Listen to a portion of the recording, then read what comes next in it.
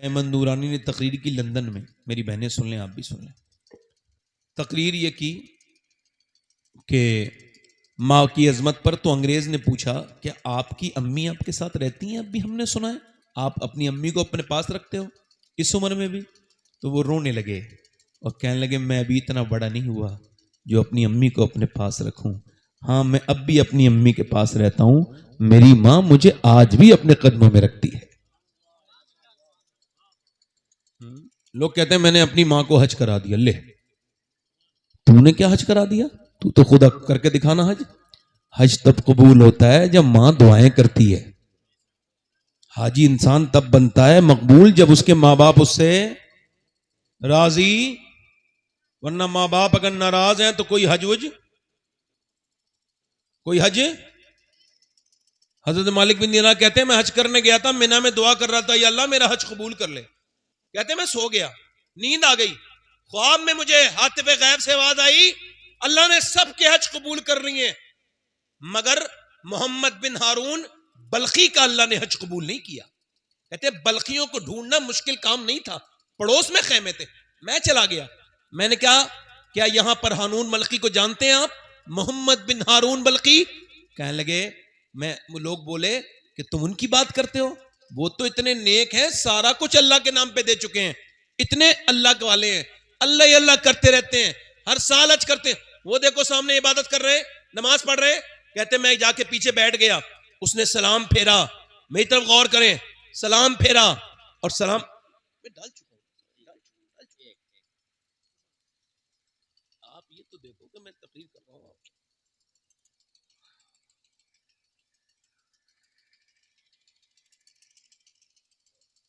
कह लेगा उसने सलाम फेरा, क्या किया और कहा मुझसे अस्सलामु अलैकुम मालिक बिन दीनार। मैंने कहा आप मुझे जानते हैं? कहा मैं ये भी जानता हूं, तुम आए क्यों आया हूं? कहा ये बताने आए हैं आप कि मेरा हज कबूल, मेरा हज कबूल। अगले आप जानते हैं कैसे? कहने लगा मैं 24 साल से हज करने आ रहा हूं। कितने साल से? कहते हैं आराम बांध के चलता हूं घर से, काबे में आता हूं, काबे को देख के रोना लगता हूं, तौबा करता हूं अपने गुनाहों से। पहले लोग काबे को देख के रोते थे, सेल्फियां नहीं बनवाते थे, फोटो नहीं खिंचवाते थे, अपनी बीवियों को ले जाकर वहां पे तस्वीरें नहीं बनाते थे। पहले लोग डरते थे, उनको खबर थी ये काबा है, यहाँ पे अल्लाह के हबीब ने भी तवाफ किया है, हमारी औकात कोई नहीं। मक्के की कंकरी मेरे शेख गौसे आजम चूमते थे। किसी ने कहा मक्के की कंकरी क्यों चूमते हैं? आपने फरमाया मेरे नाना मक्के में 53 साल चले हैं, क्या पता कौन से पत्थर को निस्बत हासिल हो मेरे नाना से। हरम की जमीन और कदम रख के चलना। अरे सर का मौका है, वो जाने वाले, वो कहता है मैं तवाफ करता हूं, ध्यान दीजिएगा मेरी बात पर, तवाफ करता हूं, सही करता हूं, 8 जिलहिज्जा को मिना में हज करने जाता हूं, एहराम बांध के मिना के कैंपों में रोता हूं, एक दिन गुजारता हूं, दूसरे दिन सुबह को फजर के बाद मैं अरफात चला जाता हूं। अरफात वही मैदान है जहां आदम अलैहिस्सलाम की दुआ कबूल हुई थी। अरफात वही जगह है जहां जानवर भी गुजर जाए, उधर को परिंदा भी गुजर जाए, हाजियों में शुमार हो जाता है। नमी जिलहिज्जा को वो कहता है मैंने दुआ मांगी, वहां एहराम में दुआ मांगना सुन्नत है। क्या है बोलो? सर पे कोई चादर उस वक्त नहीं होती, एहराम की हालत में सर ढकेंगे तो आप पर दम वाजिब हो जाएगा। अब सर नहीं ढकना है, अब तेज धूप है, वो भी अरफात के मैदान की धूप, सख्त धूप। हम जब 17 में गए थे तो हमारे साथ वाले लोगों ने आधा घंटे दुआ की, लोगों को चक्कर आ गए। अगली बार गए 2019 में, लोगों ने 45 मिनट दुआ की, चक्कर आ गए। मगर हज़रत अबू हुरैरा कहते हैं मेरे नबी ने जब दुआ मांगी ना आखिरी हज पर, मेरे हुजूर ने दोनों हाथ दुआ की, अल्लाह मेरी उम्मत को बख्श दे, मेरी उम्मत को बख्श दे। फिर हुजूर रोने लगे तो ऐसे करके हाथ लगा दिए और उस तपती हुई धूप में खड़े होके मेरे नबी ने 6 घंटे दुआ मांगी। किसके लिए? मेरे लिए, आपके लिए, इनके लिए। ये बच्चे बैठे हैं, इनके लिए भी, इनके लिए भी, इनके लिए भी। आला हजरत फरमाते हैं जो ना भूला हम गरीबों को रजा, याद उसकी अपनी आदत कीजिए। कहता है मैं अरफात में खूब रोता हूं, खूब दुआएं मांगता हूं। अरफात के बाद मैं चला जाता हूं, अरफात के बाद मुजदलिफा में पहले में असर पढ़ता हूँ अरफात में, फिर मगरिब इशा मिला के पढ़ता हूँ मुजदलिफा में। मुजदलिफा में कंकरी बीनता हूँ और फिर कंकरी मारता हूँ जा करके जमरात पर, और फिर वहां से मैं काबे जाता हूँ, वापस सही करके वापस लौटता हूँ और अपने बाल मुंडाता हूँ और पहले जानवर कुर्बान करता हूँ, फिर बाल मुंडाता हूँ और फिर दुआ करता हूँ ये अल्लाह हज कबूल कर ले। तो कोई तुम्हारे जैसा अल्लाह का वली आता है हर साल और कहता है अल्लाह ने तेरा हज कबूल नहीं किया। मुझे 24 साल हो गए लगातार हज करते हुए। कहा क्यों? कहा मेरी माँ मुझसे नाराज होके मरी थी। मेरी माँ जब मरी थी तो मुझसे नाराज थी। मैं शराब पी के आया था घर में, मेरी माँ रोटी बना रही थी, मैं शराबियों के पाले पड़ गया। मेरे दोस्त कुछ शराबियों ने मुझे शराबी बना दिया। जेल में जितने भी लोग हैं ना जेलों में, उनसे जब पूछा गया क्यों जेलों में आए, कोई 20 साल से है, कोई 25 साल से है, कहने लगे हमने अपने खराब दोस्त की बात मान ली, वो तो आज बर्बाद हुआ, हमें भी बर्बाद कर दिया। किसी शराबी को दोस्त ना बनाना, किसी जुआरी को दोस्त ना बनाना, वरना तुम्हारी जिंदगी बर्बाद हो जाएगी। वो कहता है मैं शराब के नशे में आया और आकर के मैंने अपनी माँ से कहा खाना दे दे, और मैं रमजान का महीना, शराब मेरे मुंह से बदबू आ रही, भाग यहां से बदतमीज। मेरी माँ बोली शराब पी के जाता है रमजान में? कहते मैंने जोर से उसके मुंह पे थप्पड़ मारा, अपनी माँ के थप्पड़ मार के मैं भी गिर गया, मगर मेरी माँ उसी तंदूर में गिर गई जहां रोटी बना रही थी। वो झुलसने लगी, वो बूढ़ी जलने लगी, मगर मैं शराब के नशे में उठा ना पाया, मुझे घसीट के अंदर बंद कर दिया। और शराबी, तूने अकेले ने शराब नहीं पी, तूने अपने बच्चों का मुस्तकबिल भी पी लिया, तूने अपनी बीबी की खुशियां पी ली, तूने अपनी बेटियों की इज्जत को खत्म कर दिया, अपनी बहनों की, चूंकि तेरी बहनों को ताने मिलने हैं, शराबी की बहन है, तेरी बेटी को ताना मिलना है कि वो शराबी की बेटी है। ना ना मेरे भाई, शराब को हाथ ना लगा, तेरे नबी ने फरमाया ये सारी बुराइयों की जड़ है शराब। ना मेरे दोस्त, किसी दोस्त के कहने पे शराब नहीं। कहता है मैं सो गया, नींद आ गई, दूसरे दिन मेरी बीबी जा रही थी, मैं कहां जा रही है? अपने मैके जा रही हूं। कहा क्यों? कहा मैं माँ के कातिल के साथ नहीं रह सकती, तू माँ का कातिल है बदतमीज। मेरी माँ मर गई? हाँ मर गई। वो तड़प तड़प के जान दे दी उसने, ऐसी जली ठीक ना हो सकी, उसने जान दी। 9 महीने तुझे पेट में रखने वाली को तूने जला दिया, बदबख्त वो जल के मरी है और ये कह के मरी है मेरी सूरत मत दिखाना। हज़रत मालिक बिन दीनार कहते हैं मुंह तो थप्पड़ मारा मैंने उसके मुंह पे, तू हज क्या करने आता है, तेरा हज क्या कबूल होगा? कहते मैं सो गया, हुजूर का ख्वाब में दीदार हुआ, फरमाया तूने डरे हुए को डरा दिया मालिक, अल्लाह उसको बख्श देगा, उसे मोहम्मद बिन हारून को अल्लाह बख्श देगा। हुजूर वो माँ का गुस्ताख है। कहा माँ की बदौलत ही बख्शेगा, कयामत के दिन उसकी माँ दावा करेगी मालिक इसने मुझे जला के मारा था, अल्लाह कहेगा इसे जहन्नम में डाल दो, हुक्म फरमाएगा जहन्नम में डालो, फरिश्ते लेके जाएंगे जहन्नम में, पलट के कहेगा माँ नहीं सुनेगी, फिर कहेगा माँ नहीं सुनेगी, फिर कहेगा माँ, अल्लाह तौफीक देगा तो माँ सुनेगी। क्या बात है, क्यों आवाज देता है? एक दिन बचपन में मेरा हाथ जल गया था, तू कटोरे में रख के मेरे हाथ को सहलाती रही थी, आज मैं जहन्नम में जा रहा हूं, मैं तो उस वक्त भी तेरा बेटा था, अब भी तेरा बेटा हूं, माफ नहीं करेगी? माँ बेटे को देखेगी, अल्लाह दिल में रहम डालेगा, मुस्सिर हकीकी फाइल हकीकी अल्लाह है, दिल में रहम डालेगा। पूछेगी वो कहेगा माफ नहीं करेगी, तो अल्लाह की तरफ अर्ज करेगी और कहेगी मालिक मेरे बेटे को माफ कर दे, मेरे बेटे को। अल्लाह फरमाएगा इसने तुझे जलाया था, तड़पा के मारा था, तू तड़पी थी तब मरी थी, बोल माफ कर रही है? कहाँ तड़पा के मारा, मगर मेरा बेटा है, मेरा लाल है, मेरे दिल का चैन है, इसको माफ कर दे। हाय हाय, वो माँ आज घर में है, उसकी कोई इज्जत नहीं है, उसकी कोई कदर नहीं है, बच्चे उसका दिल तोड़ते हैं, बच्चे उसको तकलीफ देते हैं। ओ मेरे साहिबो, ओ मेरे भाइयों, मैंने बड़ी आवाजें सुनी हैं मगर आज तक माँ की तरह लहजा नहीं देखा, बड़े प्यार करने वाले देखे, मगर जिस कमरे में माँ बैठी हो और जिस कमरे में बाप बैठा हो, उस कमरे का मुकाबला ताजमहल भी नहीं कर सकता। जिसमें माँ बैठी हो, जिसमें बाप बैठा हो, जीते जी माँ है बाप है, कदर कर लो, नहीं होंगे तो रोया करोगे। जिसके बाप नहीं उससे जाके पूछो। मैं एक लड़के का साफा बांध रहा था, मौलाना बने थे, वो रोने लगा। मैं कहा क्यों रोते हो मौलाना साहब, आज तो साफा बंधा है। कहने लगे मेरा बाप मजदूरी करके आलिम बनाना चाहता था, मजदूरी करते करते हादसे में इंतकाल कर गया। आज मैं आलिम बना हूं तो मेरा बाप नहीं है। सोच रहा हूं मेरा बाप होता तो आज उसका दिल बड़ा ठंडा हो जाता, उसकी आंखों को सुकून पहुंच जाता। बाप है तो आज कदर कर लो।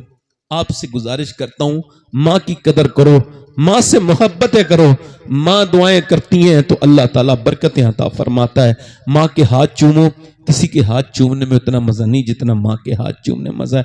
माँ जिंदा है, इंशाल्लाह वादा करो माँ की खिदमत करेंगे इंशाल्लाह। आखिरी बात कर रहा हूं, बस आखिरी बात करने लगा हूं। 5 मिनट और 6 मिनट से साहब तशरीफ रखते हैं। मेरी बेटियां मेरी बहनें हैं। अभी परसों ऐसा हुआ, ये लोग कहते हैं ना लड़कियां बदल गई, कहते हैं ना, रोज आता है इंटरनेट पर बुर्के वाली किसी गैर मुस्लिम के साथ चल रही। देखा है, देखा है कि नहीं देखा है? मुसलमानों की खबरें छप रही हैं, है ना। क्या तोड़ा जा रहा है? हमारी हिम्मत तोड़ी जा रही है। क्या किया जा रहा है? हमारी, मगर आपने हिम्मत हारनी।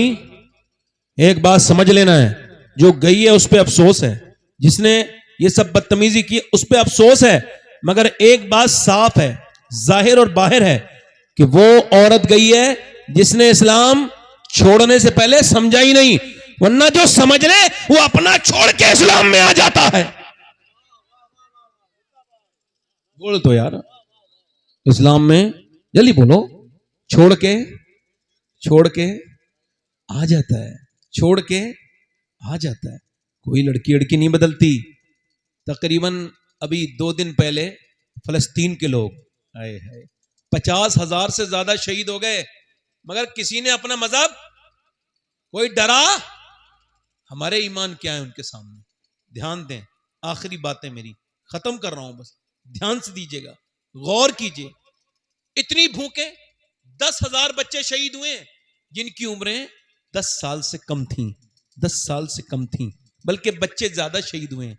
एक माँ कहती है कि मैं जब अपने बेटे को निकालने के लिए गई मलबे से तो मेरे बेटे का एक हाथ आया, बाकी मेरा पूरा बेटा हाथ नहीं आया। मेरा बेटा 3 साल का था, 3 साल का था। छोटे छोटे बच्चे ऐसे मारे जा रहे हैं कि जानवरों पे भी लोग रहम करते हैं, मगर मुसलमानों पे कोई रहम नहीं है। मगर मैं कहता हूं, मेरी तरफ तवज्जो करो, उनमें से उन औरतों का बयान आया है, अगर एक जूता मिल जाए ना तो उन औरतों का तो मैं अपने सीने पे रख के कफन में रख के सो जाऊं, मेरी बख्शिश की जमानत वो जूता जरूर बनेगा। जिन लड़कियों ने ये बयान दिए, हम रात को जब सोते हैं तो जूते, वो हम रात को जब सोते हैं तो बुर्का पहन के सोते हैं। अब कोई रात को भी बुर्का पहनता है? फिलिस्तीन की लड़कियों ने कहा हम बुर्का पहन के सोते हैं। कहा क्यों? इस वजह से कि जब बम गिरता है तो घर मलबा बन जाता है। हम सोचते हैं जब हमारी लाशें निकलें तो बेपर्दा नहीं होनी चाहिए, पर्दे में होनी चाहिए। बेपर्दा नहीं होनी चाहिए, बल्कि पर्दे में होनी चाहिए। ओ मेरे दोस्त, ओ मेरे भाई, ओ मेरी बहन, अभी परसों वो भूखे थे, कई हजार ट्रक गए ना, ट्रक तो कई हजार लोग उधर को दौड़े, वो फिलिस्तीनी, मगर उन्हें खाना तो नहीं मिला, बम मार दिया। 120 लोग तो जगह पे ही शहीद हो गए। न जाने कितने शहीद हो गए, कितने बच्चे, कितनी औरतें वो खाने के लिए अपने बच्चों को लेके गए थे, उन्हें खाने नहीं मिले। मेरी बेटियों, मेरी बहनों, मेरी बात को ध्यान देना, खाना फेंका मत करो, खाना मिले तो उसकी कदर किया करो। बर्तन जब धो तो खाना फेंको मत नाली में, जो बचे उसको ऊपर कमरे पर ऊपर रख दो, छत पे। कोई जानवर आएगा, कोई जो है वो चील कौवा आएगा, कोई कबूतर आएगा और पेट अपना भर के तुझे ढेरों सारी दुआएं दे के चला जाएगा। नाली में न फेंकना। मेरे भाई, मेरी बहन, तुझसे यस करने आया था, इतनी दूर से ये बताने आया था मेरी बहन, जवानी खत्म हो जाएगी, मगर तुझे तो किसी बंबई की औरत की तरह तो नहीं कपड़े खराब करने थे, अपने आदि आस्तीन के कपड़े नहीं पहनने थे। अच्छा आप मुझे बताओ, 6 साल की बच्ची को अगर पर्दा करा दो, अच्छा मुझे बताओ, एक तो वो लड़की है, 2 कैटेगरी हैं। एक वो हैं जो खुद बाजारों में बेपर्दा हैं, उनसे किसी ने बेपर्दा होने के लिए कहा नहीं, है कि नहीं? कुछ ऐसी हैं मेलों में बेपर्दा हैं, मजारों पर बेपर्दा हैं, बोलो है कि नहीं है? कुछ जिस्म पे टाइट लिबास पहन के जा रही हैं, बदतमीजियां कर रही हैं, उनसे कहा जा रहा है पर्दा करो, फिर भी नहीं कर रही। और कुछ ऐसी हैं, उनके बुर्के उतरवाए जा रहे हैं कि पेपर दो या बुर्का पहन लो। उनका हम पेपर नहीं देंगे, चाहे कुछ भी हो जाए, बुर्का नहीं उतारेंगे, बेपर्दा नहीं होंगे। दो कैटेगरी है, एक लड़की पूरी दुनिया को हिला देती है और कहती है मैं पर्दा नहीं उतारूंगी, मैं बुर्के में ही जाऊंगी, और एक लड़की से कोई भी नहीं कहता, वो फिर भी बेपर्दा है। आखिर फर्क क्या है? फर्क ये है, एक लड़की को बचपन में पर्दा करा दिया गया, 5-6 साल की उम्र में उसकी आदत पर्दा करने की हो गई। अब बड़े होके वो जान तो दे सकती है मगर पर्दा नहीं उतार सकती। एक तरफ फिल्में दिखाई गई, ड्रामे दिखाए गए, पर्दे के बारे में बताया ही नहीं गया। बड़ी हो गई, अब बड़े होके कह रहे हो पर्दा कर लो, बड़े होके पर्दा नहीं करेगी, अब तो ये बर्बाद हो गई, कहीं की नहीं बची। दो कैटेगरी। कितनी कैटेगरी है बोलो? दो कैटेगरी। अगर बचपन में पर्दा करा दिया होता तो बेपर्दा होती कभी? होती कभी बेपर्दा? बोलो जल्दी बोलो, होती कभी बेपर्दा? मेरी बहनों, तुम्हारे लिए तो किरदार सैयदा कायनात की जात थी, सैयदा फातिमा ज़हरा की जात थी। कौन फातिमा? जरा जोर से तो बोलो सुभान अल्लाह, जोर से बोलो जरा। ये इंस्टाग्राम पे रील बनाने वाली बेहुदा औरतें अपने आगे से सैयदा फातिमा का नाम हटाएं, हटाएं अपने आगे से नाम। ये इस लायक नहीं, ये फेसबुक पे अपने जिस्म की नुमाइश करने वालियां, ये इस लायक नहीं कि नबी की प्यारी बेटी का प्यारा नाम अपने साथ लिखे। इन बदतमीजों को इजाजत नहीं कि मेरे नबी की बेटी का नाम लिखे और फिर आकर के फेसबुक पे, व्हाट्सएप पे अपने फॉलोवर बनाने के लिए अपने जिस्मों की नुमाइश करें। इनका क्या ताल्लुक है नबी की बेटी से? इनका क्या ताल्लुक नबी की पैगंबर की बेटी से? इनका क्या ताल्लुक हुसैन की मां से? इनका क्या ताल्लुक सैयदा फातिमा ज़हरा से? अरे नबी की बेटी तो इतने बुलंद मर्तबे की है कि मेरे नबी ने फरमाया, फातिमा कल को ईद है, लोगों ने चांद देखा, मेरी बेटी चांद देखा? का अब्बा नहीं देखा। का फातिमा क्यों? इस वजह से नहीं देखा अब्बा, जिस चांद को गैर महरम लोग देखते हैं उसे फातिमा ने नहीं देखा। बरेली का इमाम बोला, जिसका आंचल न देखा महो महर ने, उस रिदाए नजाहत पे लाखों सलाम। सैयदा ज़हरा तैयबा ताहिरा जाने अहमद की राहत पे लाखों सलाम। जिसका आंचल न देखा महो महर ने, उस रिदाए नजाहत पे लाखों सलाम। आबे तफीर से जिसमें पौधे जमे, उसकी बेलौस तीनत पे लाखों सलाम। कौन? फातिमा ज़हरा। एक फातिमा ने कुरान पढ़ा, कितनी बरकतें हुई है। कभी उठ के कुरान पढ़ रही है, बैठ के कुरान पढ़ रही है। से फरमाती है सैयदा उम्मुल मोमिनीन उम्मे सलमा कि मैंने देखा मदीने की औरतें अपने बच्चों को जब वो सुलाती थी तो लोरियां सुनाती थी। अरबी लोरियां, अच्छी अच्छी अरबी लोरियां सुनाती थी, अरबी लोरियां वो सुनाती थी। मगर मदीने में एक ऐसी भी औरत थी, उसने कभी अपने बच्चों को लोरी नहीं सुनाई। वो सुबह भी कुरान पढ़ती थी, वो शाम भी कुरान पढ़ती थी, वो उठते बैठते भी कुरान पढ़ती थी। वो कौन थी? सैयदा फातिमा ज़हरा थी, जिन्होंने अपने बच्चों को कोई लोरी नहीं सुनाई बल्कि अल्लाह का कुरान सुनाया। जल्दी बोलो अल्लाह का, जल्दी तो बोलो अल्लाह का कुरान सुनाया, कुरान सुनाया। आज के मेरी बहनों से यही गुजारिश है, देखो मौत करीब है, मौत मौत। जो तकरीर कर रहा है यही मर जाएगा, जो सुन रहे हैं यही मर जाएगा, कोई नहीं बचेगा, है ना?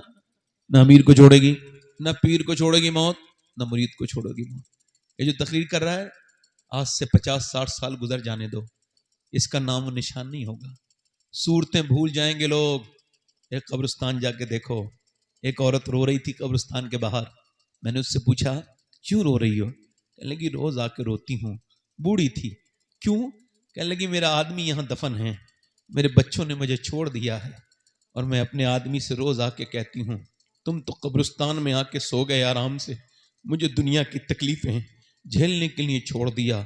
बताओ बुर्का ओढ़ के जब इस तरह की रोने वालियां हों, उस घर में बरकत आ जाएगी जहां माँ को इतना सताया गया हो, इतनी तकलीफें। कब्रिस्तान में जाके देखो, कोई किसी की कब्र पे नहीं जाता। बेटे भूल गए, हम सब भूल गए। आला हज़रत फरमाते हैं, हाय गाफिल, वो क्या जगह है जहां 5 जाते हैं 4 फिरते हैं। यानी 5 गए, समझाऊं कैसे गए? 2 कब्र के बिल्कुल नीचे हैं और 2 कब्र के थोड़े ऊपर हैं और बाकी जनाजा लेके ऊपर हैं। अब वो जो 5वां है ना, वो लेटा है चारपाई पे, लाओ भाई लाओ, दे दो। उसने दे दिया। अब ये कितने हो गए कब्र के अंदर? कितने हो गए बोलो? 5। अब 2 ने बिल्कुल नीचे वाली बैठक वालों को दे दिया उसको। अब उन्होंने लेके उसको नीचे रखा, उसके बाद उसका मुंह किबले की तरफ किया। फिर वो बाहर आए, पहले 2, फिर 2 बाहर आए, एक अंदर रह गया। आला हजरत फरमाते हैं, हाय गाफिल, वो क्या जगह है जहां 5 जाते हैं, 4 फिरते हैं। 5 गए, 4 वापस आए, मगर 4 भी वापस रोज नहीं आते रहेंगे, इनको भी मौत आएगी, ये भी मरेंगे, कोई नहीं बचेगा।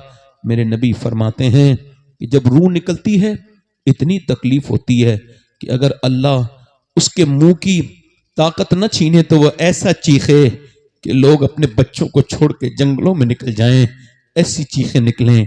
वो मेरे भाइयों, जिंदगी का चिराग गुल होने वाला है।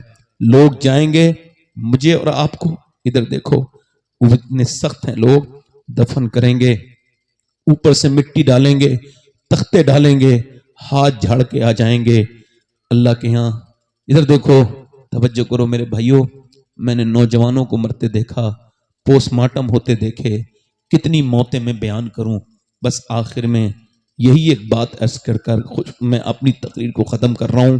एक लड़का था, उसका नाम किफल था। हर रात एक नई लड़की बुलाता था। एक लड़की आई, हुजूर अलैहिस्सलाम फरमाते हैं रोने लगी। इसने पूछा, रोती है, मेरी रात खराब करती है, क्या बात है, पैसे नहीं मिले? पैसा सब कुछ नहीं होता, मेरे बहन भाई भूखे हैं तो मैं आई हूं, और मैं कह रही हूं मालिक बहन भाई भूखे ना होते तो मैं कभी अपना जिस्म न बेचती। बात यह है मेरा अल्लाह मुझे देख रहा है, मैं कह रही हूं मजबूर बहन हूं, बहन भाइयों की वजह से जिस्म बेचने आई हूं, बहन भाई मेरे भूखे हैं। हुजूर फरमाते ऐसी बिलक बिलक के रोई, ऐसी दर्द से रोई कि अल्लाह ने उसका दिल धो दिया गुनहगार का। बोला ले मैं तुझे अपनी बहन बनाता हूं। वो तो चली गई, पैसे लेके सारा पैसा उसको दे दिया। सजदे में गिर के बोला, मालिक एक दिन आई थी, हाथ तक नहीं लगाया, मैंने तो कितनी इज्जतें लूटी, कितनी इज्जतों पे डाके डाले, या अल्लाह मैं मेरे जैसा गुनहगार अगर कोई नहीं तो तेरे जैसा करीम भी कोई नहीं। मेरे गुनाहों की कोई हद नहीं है, तेरे करम की भी कोई हद नहीं, अल्लाह मुझे माफ कर दे। ऐसा रोया मर गया।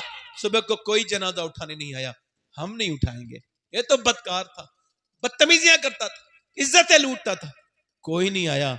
अल्लाह ने फरिश्तों को भेजा, इसके दरवाजे पे बड़े बड़े लफ्जों में फरिश्ते लिख के गए, इन्नल्लाह कद गफर लिल किफल, ये जो किफल है ना इसकी अल्लाह ने बख्शिश कर दी है, मगफिरत कर दी है। क्यों कर दी? आवाज आई, उसने आंसू जो बहा दिए थे अल्लाह ने उन आंसुओं से सारे गुनाह माफ कर दिए। अल्लाह फरमाता है, ए आदम की औलाद, इतना रो ले अपनी मौत से पहले, इतना रो ले कि तेरी आंख का आंसू निकल के तेरे गाल तक आ जाए, मैं सारे गुनाह माफ कर दूंगा। ओ मेरे दोस्तों, मौत करीब है, मौत आने वाली है, ये कोई मजाक नहीं। अपने रब से तौबा, रोया करो उसके सामने, अपने गुनाह याद किया करो। याद रखो, गंदी तस्वीरें देखने वालों, मोबाइलों में अपनी गंदी चीजें रखने वालों, तुम्हें कोई देखे ना देखे मगर अल्लाह देखता है। कयामत के दिन ये आंखें अगर तुम्हारे खिलाफ बोल गई तो क्या होगा? बोलो, तौबा कर लो। हाथ उठा के बताओ, सैयद साहब की मौजूदगी में अपनी नबी के ऊपर अपनी जान कुर्बान कर सकते हो? दोनों हाथ उठा के बताओ।